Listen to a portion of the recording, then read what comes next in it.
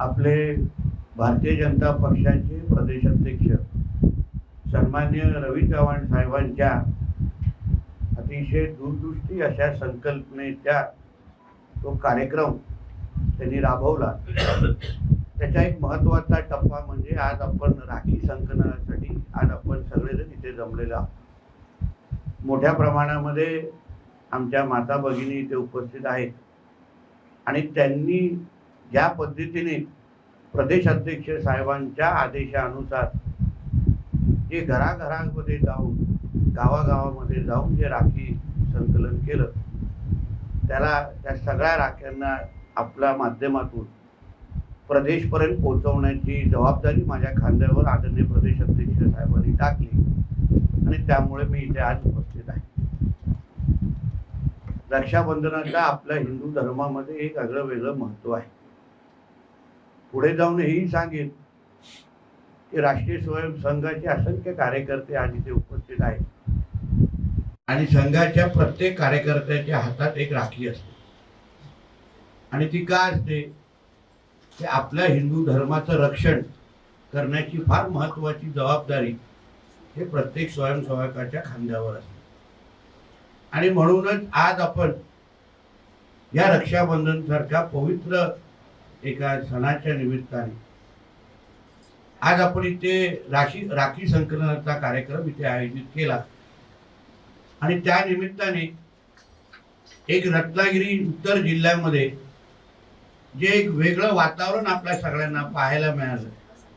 प्रत्येक गावापर्यंत पोहोचवण्याचं काम आमच्या माता भगिनींनी केलं आणि हिंदू धर्माच्या दृष्टिकोनातून आज आपण हिंदू म्हणून जे आपलं कार्य अजून भक्कम करण्याचं किंवा धर्म अजून भक्कम करण्याचं काम जे ह्या माध्यमातून केलं, त्यासाठी मी आपल्या सगळ्या जणांचं मनापासून अभिनंदन करेन।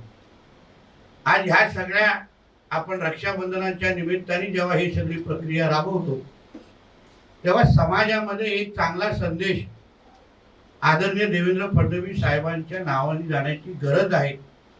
हे संदेश घेऊन आपण प्रत्येकाकडे जातो।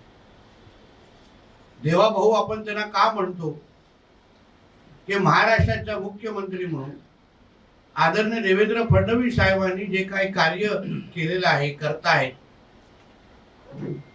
महाराष्ट्राच्या जनतेचा प्रगती किंवा विकास ते करतच आहेत, पण आज राज्याचे गृहमंत्री पण ते आहेत, राज्याचं नेतृत्व करतायत आणि राज्याचं नेतृत्व हा माझा एक हक्काचा भाऊ म्हणून तिथे करतोय। ही भावना प्रत्येक बहिणीच्या मनामध्ये तयार झाली पाहिजे आणि म्हणूनच ह्या पद्धतीचा कार्यक्रम आपण प्रदेश भारतीय जनता पक्षाच्या माध्यमातून राबवलेला आहे। देवाभाऊनी किंबहुना आमच्या फडणवीस साहेबांनी 14 ते 19 असो आणि आता परत एकदा मुख्यमंत्री झाल्यानंतर जे काही निर्णय महाराष्ट्राच्या जनतेसाठी किंबहुना प्रामुख्याने आपल्या माता भगिनींसाठी घेत आहेत, त्याच्यामुळे आपल्या प्रत्येकामध्ये एक वेगळं सुरक्षतेची भावना निर्माण झालेली आहे की आज हिंदू म्हणून आपण आपल्या राज्यामध्ये वावरत असताना कोणीही आमच्याकडे वाकड्या नजरेने पाहू शकत नाही,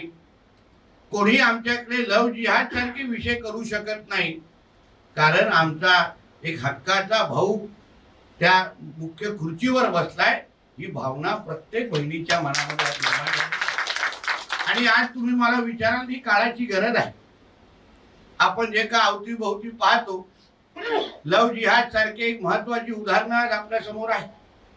रत्नागिरी असो, अन्य महाराष्ट्राच्या अन्य भागामध्ये आम्ही हिंदुत्ववादी कार्यकर्ते म्हणून त्या जेव्हा पीडितांना भेटतो तर मी तुम्हाला सांगतो की त्यांच्या घरामध्ये जी काही परिस्थिती, त्यांच्या आई वडिलांची जेव्हा परिस्थिती ऐकायला मिळते तेव्हा आपल्या राज्यामध्ये एक हिंदुत्ववादी सरकारची गरज का आहे हे पळूनपुरी आपल्याला तेव्हा जाणीव मिळते। विकास आणि ह्या सगळ्या गोष्टी होतच असतात, त्या महत्वाच्या आहेत, पण अगर आपण आपल्या राज्यामध्ये, आपल्या हिंदू राष्ट्रामध्ये अगर आपण हिंदू म्हणून सुरक्षित नसलो, आपण आपल्या हिंदू माता भगिनींना अगर सुरक्षित ठेवू शकलो नाही, तर मग आम्ही ह्या सगळ्या पदांना आम्ही न्याय देत नाही अशी भावना आमच्या प्रत्येकाच्या मनामध्ये आहे। आज म्हणूनच आज असंख्य पद्धतीच्या ज्या कारवाया तुम्ही आजूबाजूला पाहता लव जिहाद सारखे जे प्रकरण आपल्या प्रत्येकाच्या जिल्ह्यामध्ये गावागावामध्ये होतात, त्याला सक्षम उत्तरच आहे की हिंदू म्हणून आपण सगळ्यांनी एकत्र यावं, हिंदू म्हणून आपण एक दुसऱ्याच्या खांद्याला खांदा लावून काम करावं. आणि कोणीही अगर आमच्या माता भगिनीकडे वाकड्या नजरेने पाहत असेल तर आम्ही तुम्हाला जागेवर ठेवणार नाही, ही भावना प्रत्येक हिंदूमध्ये जागी असली पाहिजे. आणि म्हणूनच आजचा हा कार्यक्रम अतिशय महत्वाचा आहे. म्हणून तुम्ही फक्त ह्या कार्यक्रमाला पक्षांनी दिलेला हा कार्यक्रम आहे, आम्हाला त्या बॉक्समध्ये राखी टाकायची आहे, प्रदेश अध्यक्षांपर्यंत पोहोचवायची, अशी भावना मनामध्ये बिलकुल आणू नका. की ह्याच्या मागचा दृष्टिकोन समजून घ्या, ह्याच्या मागचा विचार समजून घ्या. आज राज्यामध्ये ज्या पद्धतीने माता भगिनींकडे जिहादच्या निमित्ताने वाकड्या नजरेने पाहिलं जात आहे, त्याला अतिशय सक्षम उत्तर म्हणून ह्या रक्षाबंधनाचा कार्यक्रम आपल्या प्रदेश भाजपाच्या माध्यमातून घेतलेला आहे. आज गावागावामध्ये जेव्हा आपण फिरला, जवळपास 14,000 राख्या आपण जमा केलेल्या आहे. या राख्या जमा करत असताना, प्रत्येकापर्यंत पोहोचत असताना जी काय भावना, जे काय वातावरण आपल्या उत्तर रत्नागिरी जिल्ह्यामध्ये तयार झालं असेल, त्याचा प्रतिबिंब नक्की आपण पुढच्या प्रवासामध्ये आपल्याला बघायला मिळणार आहे. म्हणून हे सगळे कार्यक्रम मी ह्या निमित्ताने आमच्या रवी चव्हाण साहेबांचं मनापासून कौतुक करतो की अतिशय सक्षम पद्धतीने प्रदेश अध्यक्ष झाल्यानंतर आपल्याला विविध कार्यक्रमाच्या निमित्ताने एकत्र आणणं, विविध कार्यक्रमाच्या निमित्ताने हिंदुत्व भक्कम करणं, हे अतिशय सक्षम पद्धतीने आमचे प्रदेश अध्यक्ष करतायत. यासाठी आपल्या सगळ्यांच्या वतीने आपण त्यांचं अभिनंदन करायला पाहिजे. आणि म्हणून आज आमच्या नातू साहेबांनी बोलत असताना, आमच्या मोरेजींनी बोलत असताना, आज या दोन्ही खात्याचा मंत्री म्हणून जे काय जबाबदाऱ्या माझ्या खांद्यावर आहेत, मी आपल्याला विश्वास देतो. आज भारतीय जनता पक्षाचे माझे असंख्य सहकारी इथे आहेत. शेवटी मी मंत्री आमदार हा नंतर आहे, पण भारतीय जनता पक्षाचा कार्यकर्ता म्हणून आणि म्हणून माझ्या पक्षाच्या कार्यकर्त्यांना सक्षम करणं, त्यांना भक्कम करणं, हे प्रमुख कर्तव्य स्वीकारून आज मला इथे संपर्क मंत्री म्हणून मला जबाबदारी दिली. आज ह्या निमित्ताने काम करत असताना असंख्य महत्वाचे निर्णय जे नातू साहेबांनी उल्लेख केला, बंदरे खाते म्हणून आपण इथे काय करतो, तर आपण हरणे इथे आपण 214 कोटी खर्च करून हरणे बंदराचा विकास आपण करतोय. आणि त्याचा थेट काय लागतं, ते पूर्ण प्रकल्प मार्च 2026 ला पूर्ण होणार आहे. आणि त्याचा फायदा आपल्या सगळ्या जणांना, उत्तर रत्नागिरीकरांना मोठ्या प्रमाणामध्ये मिळणार आहे. म्हणून असंख्य महत्वाचे निर्णय मच्छीमारांसाठी असतील, आता कृषीचा दर्जा आपण दिलाय, पण त्याचबरोबर त्याला जे आपल्याला वीज मध्ये सवलत मिळणार आहे, जे विमामध्ये सवलत मिळणार, त्याचेही स्वतंत्र जिहार जेव्हा आपण काढत जाऊ तेव्हा त्याचा थेट फायदा आपल्याला तळागाळामध्ये पाहायला मिळणार. म्हणून आपण कार्यकर्ते म्हणून आपल्याला मी एवढंच सांगेन की सरकार हे तुमचं आहे, सरकार हे तुम्ही निवडून दिलेलं आहे, सरकार हे तुमच्या मेहनतीमुळे प्रत्येक कार्यकर्त्यांनी, नेत्या कधी सरकार आणत नसतात, सरकार आणणं हे कार्यकर्त्यांचे श्रेय असतं. आणि म्हणून आज आम्ही मंत्री आणि आमदार म्हणून सरकार तुमचं आहे. सरकारची चांगली कामं, सरकारची प्रतिमा जपणं हे आपलं सगळ्यांचं परम कर्तव्य म्हणून आपण सगळ्या जणांनी समाजामध्ये वावरलं पाहिजे. आणि आमची जी काही पदं आमच्या नावापुढे लागलेली आहेत, ती सगळे ते सगळे आपल्या सगळ्या जणांना ताकद देण्यासाठी तिथे आहे. हे तुम्ही नेहमी लक्षात घ्या. हे सरकार आणण्यामध्ये हिंदू समाजाचं फार मोठं काम हात आहे.